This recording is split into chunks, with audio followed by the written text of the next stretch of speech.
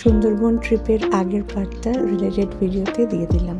এটা next day, একদম সকাল সকাল সবাই সুন্দর রেডি হয়ে হোটেল থেকে বেরিয়ে আমরা গেলাম ঝড়খালি ঘাট। সারাদিনই আমরা বিভিন্ন জায়গায় ঘুরেছি। প্রথমেই আমরা গেলাম হচ্ছে সজনেখালি ওয়াচ টাওয়ার।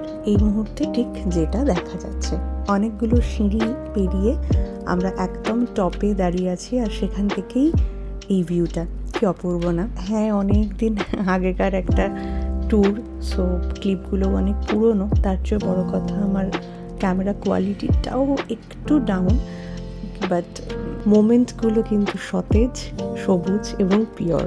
এই যে উপর থেকে আমরা প্রচুর পাখি দেখতে পাচ্ছিলাম, বার্ড ওয়াচিং এরিয়া বলা হয়, প্রচুর পাখি, এবং দেখছিলাম হচ্ছে নানা রকমের জীবজন্তু।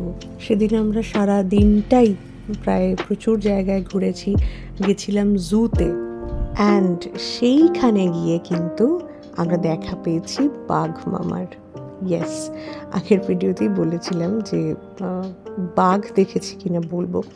ইয়েস দেখেছি, বাট জুতে লঞ্চে যেতে যেতে বাঘ দেখার যে এক্সপিরিয়েন্সটা, সেইটা আনফর্চুনেটলি বা ফর্চুনেটলি আমাদের হয়নি। বাঘ এবং বাঘিনী দুই দেখেছি। ইনফ্যাক্ট বন দপ্তরে যে সকল কর্মীরা, কর্তৃপক্ষের লোকেরা, তাদের নাম ধরে ডাকলে রেকগনাইজও করতে পারে, তো নামগুলো বলেছিল, আমার আর মনে নেই এত বছর পর। যাই হোক, আগের ভিডিওতেই বলেছিলাম যে এই সময়টা আমার জীবনে খুবই হার্ডেস্ট একটা টাইম ছিল। বিভিন্ন আপস অ্যান্ড ডাউনসের মধ্যে দিয়েই আমি যাচ্ছিলাম, এবং আমি জানি না ভিডিওতে কতটা বোঝা যাচ্ছে, তবে হ্যাঁ, একটা তীব্র মন খারাপ সারাক্ষণ জড়িয়েছিল। সো আমাকে প্রায় জোর করেই ওরা নিয়ে গেছে, অ্যান্ড সাডেনলি প্ল্যান হয়েছে। সো সব মিলিয়ে এই ট্রিপটাও আমার জন্য কোথাও একটু হলেও সেই হাওয়াটা বদল করেছিল আর কি।